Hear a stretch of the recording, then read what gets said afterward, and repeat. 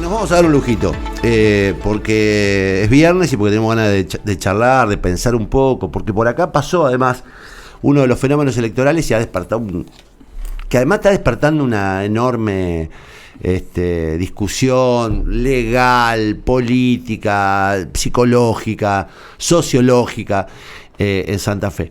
Está con nosotros un gran periodista, de verdad un gran periodista, además es un académico, que se llama Juan Pascual, no tiene apellido, nunca se lo puso. Y escribió, como tantas otras notas, en uno de los pocos medios serios de verdad de reflexión que tiene Santa Fe, si no el único,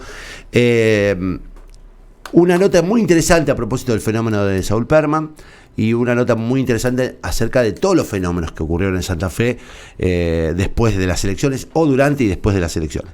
Así que qué lindo tenerte en casa, Juan. Buen día. ¿Cómo andás, Connie? ¿Todo bien? Gracias de verdad, gracias No, por aceptar la invitación. No, más vale. Acá un alumno tuyo, el nene. Mirá dónde llegó. Mirá cómo triunfó el nene, Ponele. No, pero Juan, me interesaba primero reivindicar, siempre lo digo y me parece que es una fortuna que Santa Fe tenga una revista como el periódico Pausa. Gracias. Un lugar donde de verdad se toman el tiempo, como lo dice el nombre, para reflexionar, para pensar, para indagar un poco más profundamente. Pero por otro lado, te queríamos para charlar sobre este fenómeno de Perman, sobre este fenómeno de la antipolítica, de la locura de la sociedad. Sí, es una cosa bastante particular para mí lo que pasó lo que está pasando con Saúl Perman. Le digo Saúl no porque le tenga un cariño ¿Se llama particular. Saúl? Sí, se llama Saúl. Claro. Sí, pero yo a Macri no le digo Mauricio. No. Yo me pregunto quién va a pensar en este señor, en este hombre, que además es un hombre grande, cuando tenga que afrontar un disgusto dentro de su tarea política, digamos. O sea, ¿realmente alguien está pensando en este tipo? No. A mí me parece bastante preocupante lo que sucedió. Me parece que durante demasiado tiempo la cuestión respecto de la naturaleza de ese candidato no estuvo puesta sobre la mesa, o sea, fue una gracia, y la gracia se fue un poco de las manos. Y terminó con que, va a ser concejal una persona que grita mandarina por el centro, que quiere que la gente se dé abrazos para recibir a los extraterrestres. Viste, en otra época se cuidaban de otras maneras esas situaciones. A mí me gustó hacer la comparación, hubo gente que se enojó con eso, con la figura de Tito Mufarreje. Sí. Yo lo asocié todo el tiempo a Tito, porque los que tenemos algunos años recordábamos a Tito, y en aquel momento hablar de la candidatura de Tito era una broma. Claro. Era una broma, entonces todo el mundo, de hecho, no sé si lo recordás, le lanzaron una vez la candidatura a Tito. Sí.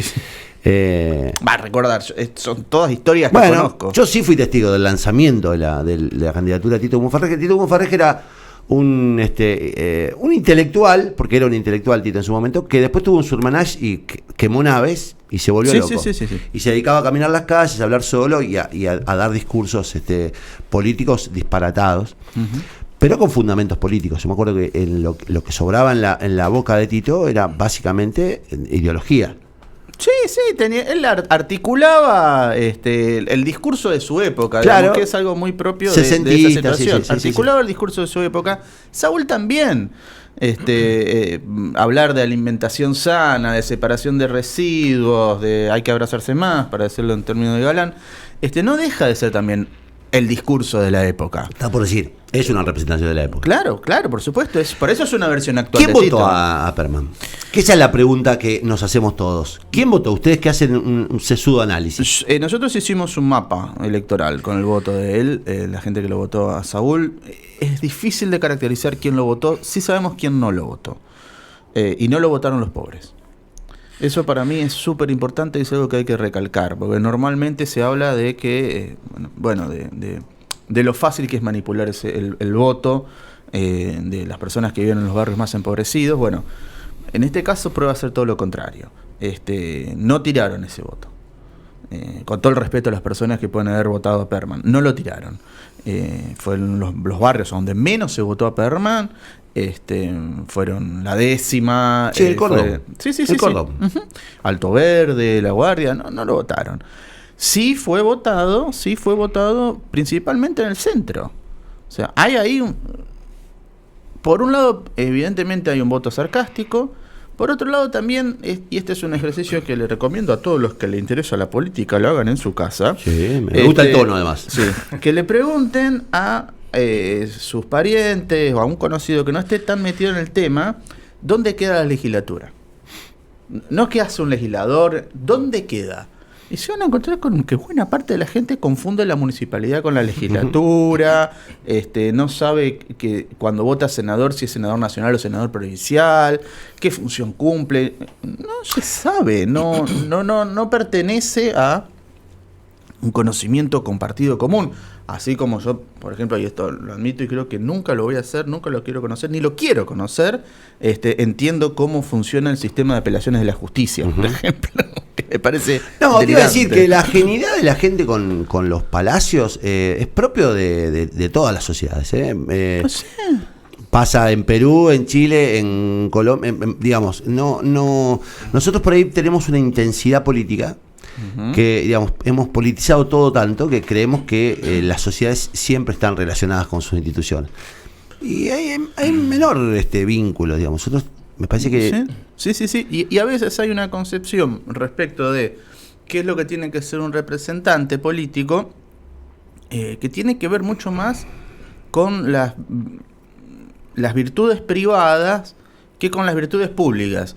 Entonces, sí, Saúl es aparentemente inofensivo, es una persona que habla de abrazos, nunca robó nada, digamos, porque tampoco tuvo, no sé si habrá tenido la oportunidad o no, pero nunca estuvo en el Estado. Es un laburante, un viajante de comercio. Un hombre bien, un hombre de bien, Sí, como sí, cualquier ciudadano.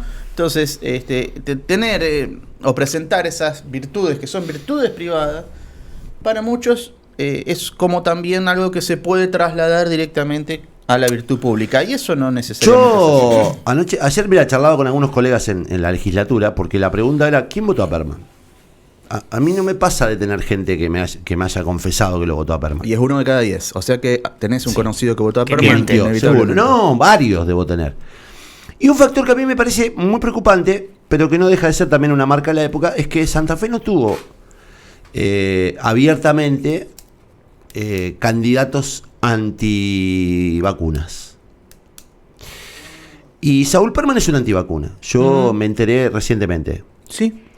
Y yo Es creo muy que probable, ahí digamos. está canalizado también mucho voto antisistema, antipolítica, antivacuna, digamos, esta cosa de el sector que vive bajo la idea de la conspiración, de la Exacto. mega conspiración mundial. Y digo, ahí también hay un ocultamiento, una especie de utilización de una figura para trasladar ahí su opinión.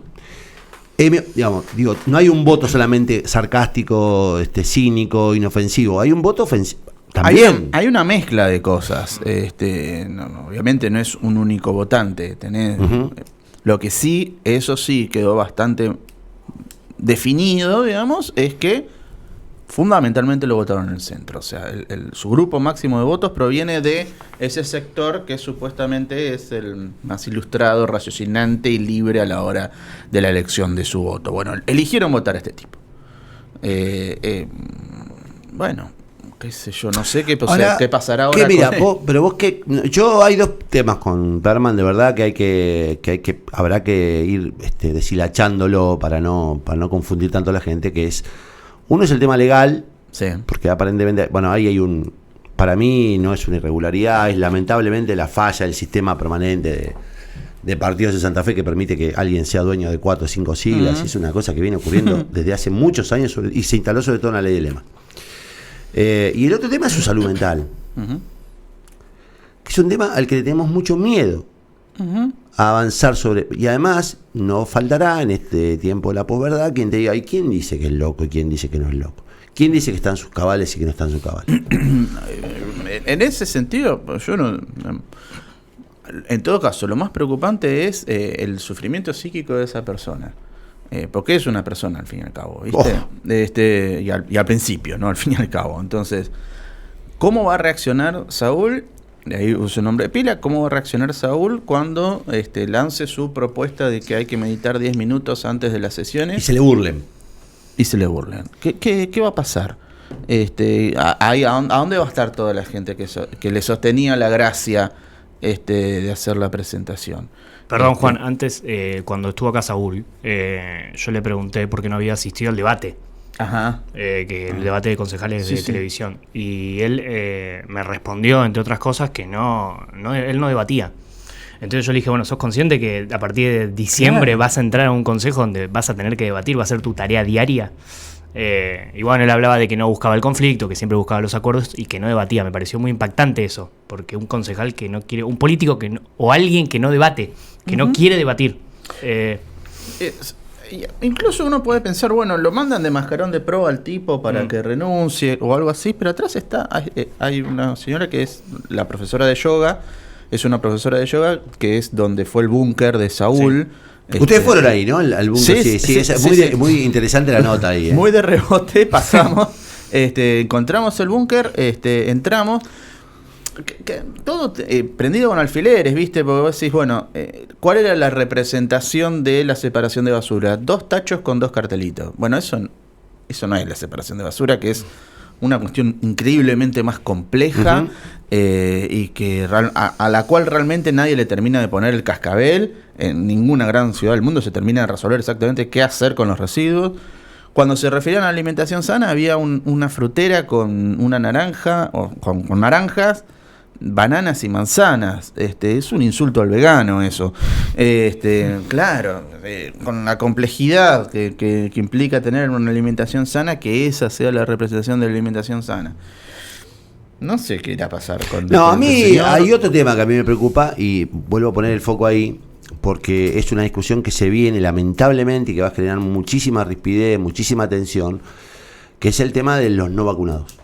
Está ocurriendo en Europa, se están viviendo escenas muy delicadas desde el punto de vista de la violación a las libertades individuales, o la discusión sobre las libertades individuales. En Austria están hoy notificaron que van a obligar están recluyendo a los que no se vacunaron. Y en Alemania están, digamos, asistiendo a otro debate que es, bueno, empezar a sindicar a los que no se vacunaron. Que de algún modo son un peligro social, de verdad lo son. ¿Los alemanes quieren poner un cartelito a las personas? Y más o menos. No sería la primera vez que lo hagan. Pero de verdad, viste, digo, Saúl no se vacunó, es una antivacuna. Digo, ¿de verdad vamos a aceptar que un legislador municipal no se vacune? No. Nosotros en nuestro sistema no tenemos herramientas y no sé si son deseables esas herramientas. Bueno, tampoco. Pero es un debate que se va a instalar, digamos, porque estamos hablando de la salud pública y de los intereses colectivos. Seguro. Por suerte en Argentina tenemos una tradición justamente de salud pública. Una traducción muy extensa de sanitarismo, que hace que hoy tengamos más del 90% de la población de 18 años para arriba, no con una dosis, sino con las dos. Sí. O sea, los antivacunas son muy marginales. Son tan pocos que por suerte, es muy terrible hacer este cálculo, son tan pocos que por suerte de contagiarse todos no saturarían el sistema de salud. No. O sea que bueno, ¿qué es el...?